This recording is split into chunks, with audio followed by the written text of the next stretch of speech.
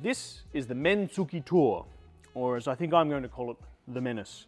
It is a carving knife that does the job of a carving saw and a carving axe in many ways, but can be used with those other tools to get really, really good results. This is new to us. We're having a play around with it, and Christian and I have already found different preferences for how it's used. Christian really likes doing beautiful, delicate faceting cuts with it on end grain and down the grain, and he really likes to get off the end of it and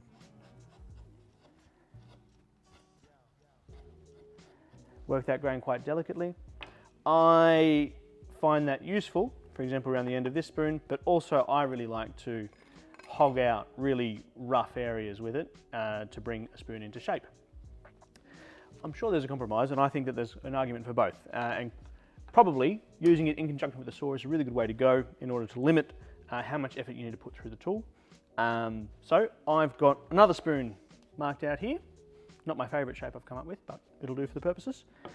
So I'm going to start by roughing out the end here, just with the Mentsukitou, and then I will put in a couple of saw cuts and work around the handle.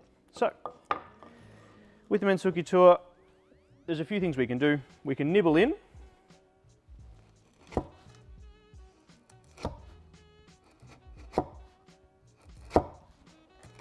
we go, so we've got a bit of bark on the underside. And so we can take these slicing cuts like so, down the grain.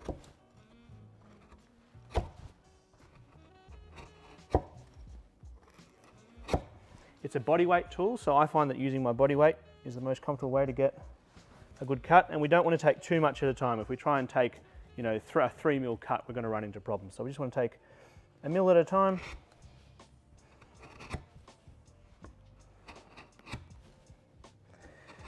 And we can keep it controllable, we can get a really nice finish straight off this knife and then move on to further shaping.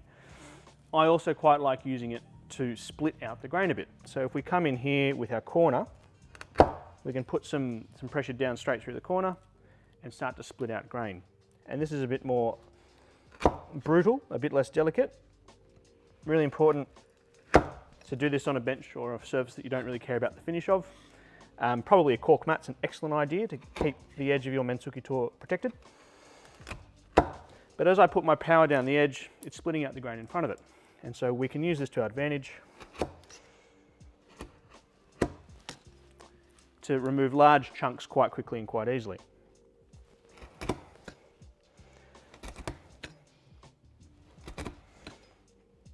So as we come around the grain and come onto the end grain, it's going to become harder and harder to take those big bites right on the end grain, and we might just need to start to take those finer shavings once again.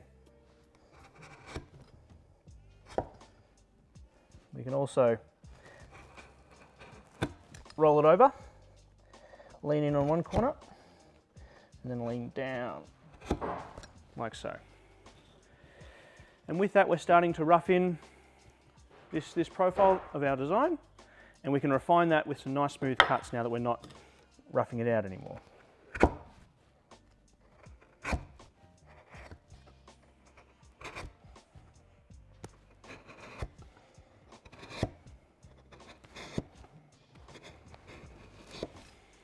There we go. So we get a lot of control, we get a really nice finish. We can then move on to profiling the back of our spoon. The other thing we can do is we can rough out the handles of our spoon too, and I think bringing a saw into play with this is quite handy because we can, this is our carving saw. It's a rough tooth, it's only designed for rough work.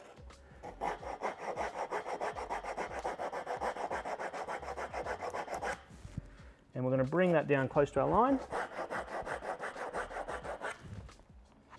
Another couple of mil.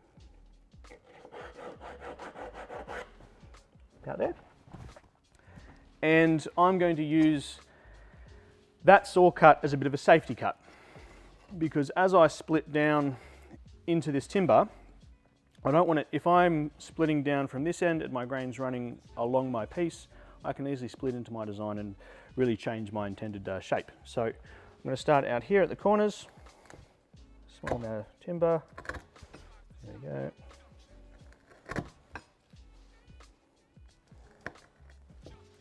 I can also nibble in with that corner, like so.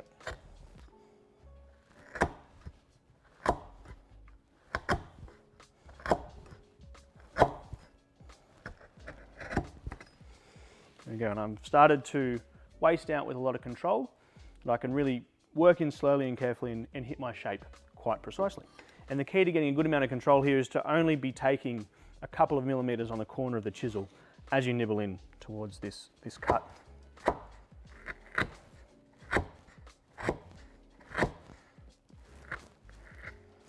Taking a bit too much there. There we go, spin it.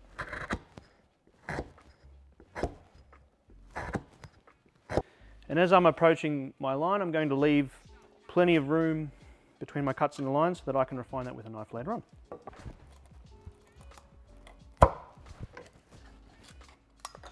This is a more brutal way of using it to split out timber down the grain.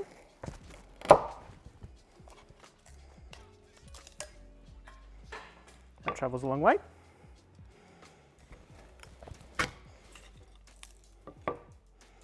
And this is where I quite like to be quite brutal with it, whereas Christian prefers to gently massage.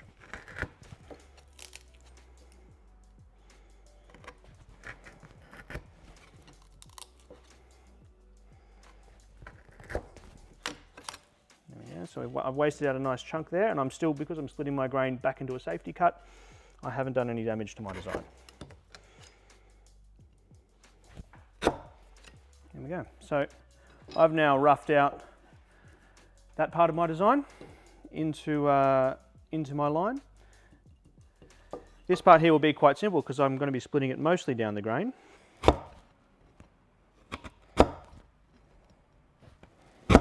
So I'd be quite happy with that as a result, because from that profile I can then bring a knife into play and start to knock off the high spots quite easily with the grain, and then I can start to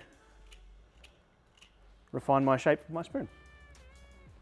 And this is the really addictive part when doing a video like this, because it's very hard to stop carving once you've started. So I'll leave it there. I think that the Mentsukitou is a very handy tool. It can do a few of the jobs that an axe does in carving, although not all, and probably not as fast. And it can be used really well with a saw, especially a small one like that, to get really achievable results in, I'm really happy with that. And that, for me, is a great bonus, because being able to cut a shape quite precisely is not an easy thing to do. And I think, to me, it's almost a handheld bandsaw in the way that carvers might use it. So I hope that that's helpful, and I hope you enjoy your carving. Cheers.